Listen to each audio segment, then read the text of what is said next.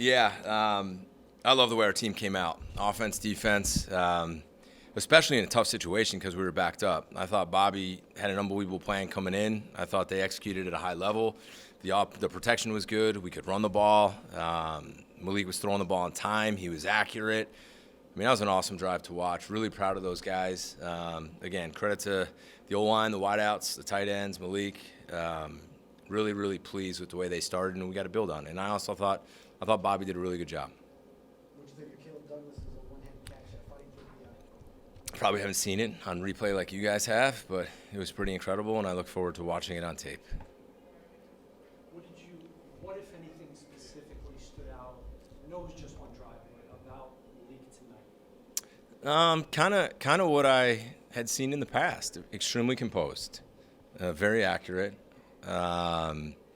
Just the leadership in the huddle, and then it was also, let's give credit to those guys around him. I thought our O-line did a really nice job. I thought the protection was good. I thought the ability to run the ball with Achane early, looked like 5 or 6 yards plus a carry. That opens up the pass game. So when you can run it, you can throw it. Then Malik kind of got outside the pocket a few times. Very clean, very, very clean. And that's a really, really good first step with obviously a lot to build on. What was it like to be a head coach on the sidelines for the first time?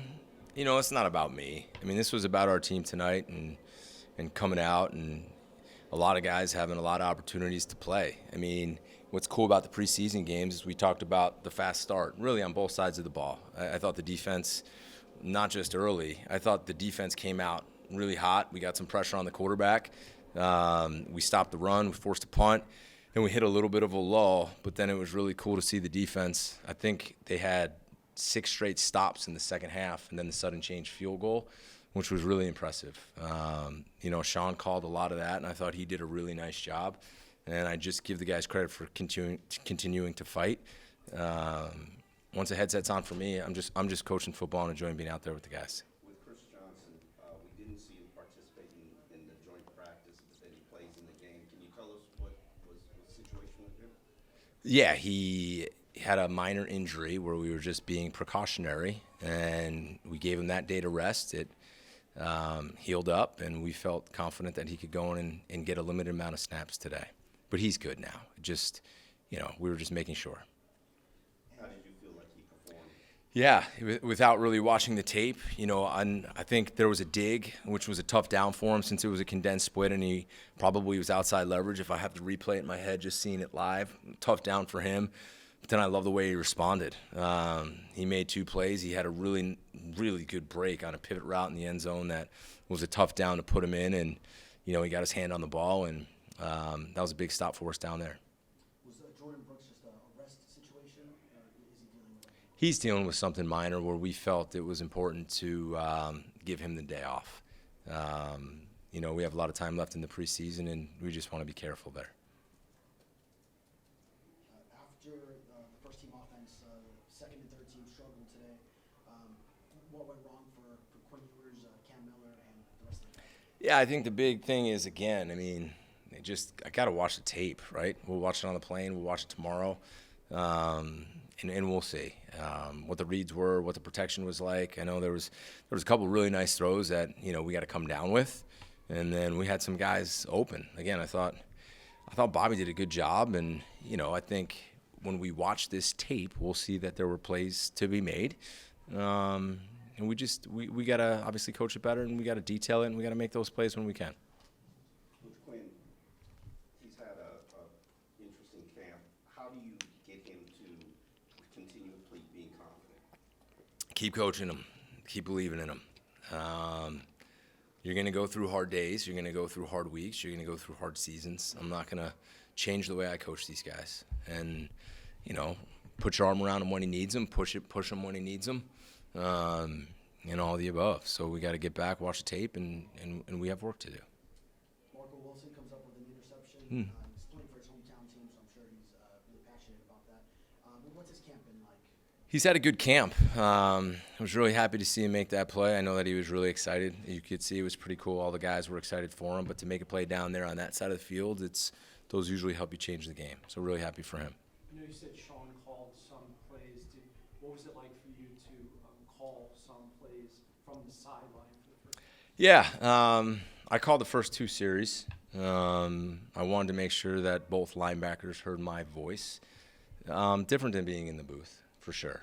But once we got going, it was, I got great eyes up there from the assistants, and Sean's up there, and we got a bunch of other coaches up there. But once it got going, it was comfortable. Preseason's good for coaches too, though. We all had our fair share of mistakes during the game, and we need to coach better, and certainly I do myself as well.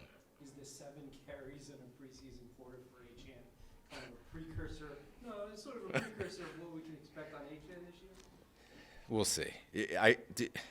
I hope everybody realizes and listens to the tone in my voice when I said H.N. was going to get 40-plus carries. I guess I just have to be more careful, but sometimes I like to joke around a little bit too, and some people really believe that. They can believe that. But 7 carries, he did a really good job. I was proud of him, and I was proud of the O-line, the way they blocked. I was watching that JB on the sideline, Jordan Brooks, of course, one series, and he was almost on the field with the way he was attentively watching backup defenders. First guy to greet them coming off. What does that say about him? He's a pro, and that's why you want him around, and that's what all our players need to do. The one thing I was really, really happy is because even when I stopped calling it, and I got into, I was helping, obviously, coach the game, but then I was observing a lot, and I was watching a lot, and I noticed that too. And I noticed no one was sitting on the bench. Guys that weren't in were up, and they were talking, they were going over the calls, they were really excited for their teammates, and they stayed locked in the game. I think that says a lot about the players that we have on this team, because I've been places where, guys that are out are kind of chilling on the bench, and it wasn't like that. It was really cool to see the connection some of these guys are making, and, they were rooting for each other. And that's important because, some of these guys are fighting for jobs. Some of these guys are fighting for jobs on our team. Some of these guys are fighting for jobs around the league, and we owe it to them to do everything in our power to have them have success, and our players need to help them as well. You said you have to watch the tape, but just in terms of vibe that you got from the rookie class, obviously it was kind of their first time under the lights, and there's a lot of them. How did you feel? What kind of vibe did you get from the rookie? Yeah, I think for some of them, they had anxiety, and I knew they would.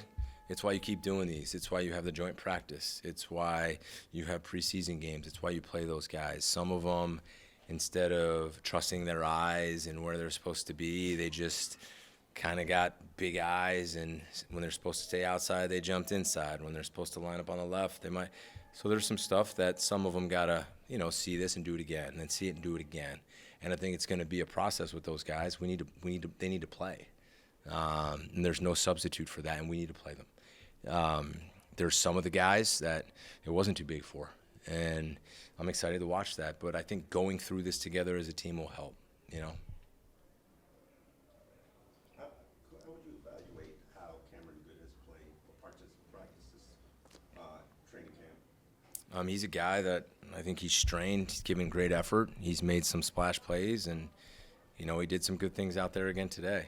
I'll dive more into the detail. It's hard from the sideline to really hone in on the certain players. A lot of what I'm looking at there is big picture, and then you get the iPad and try to figure out what happened, what you want to call, what went wrong. And, up in the booth, I probably could answer all your questions a lot better. That's like playing a video game. But down on the field, it's more open up my vision, and so we'll see. But I'm proud of the way the defensive guys trained, and I can't emphasize that enough. And I think there needs to be a lot to say about that, right? We challenged them when we didn't play the run well in the end of the second quarter, which was disappointing, right? The pile started going backward, which that's not good with me. We came in, we challenged them, and like I said, I think they punted 6 straight times. Well, they kicked the field goal on the 6th possession. It was a sudden change, and I'm just proud of the fight with that from the D-line. We had ends playing inside. We had guys playing everywhere. We had some guys going down. But there was a ton of fight from the defense, and I'm proud of those guys.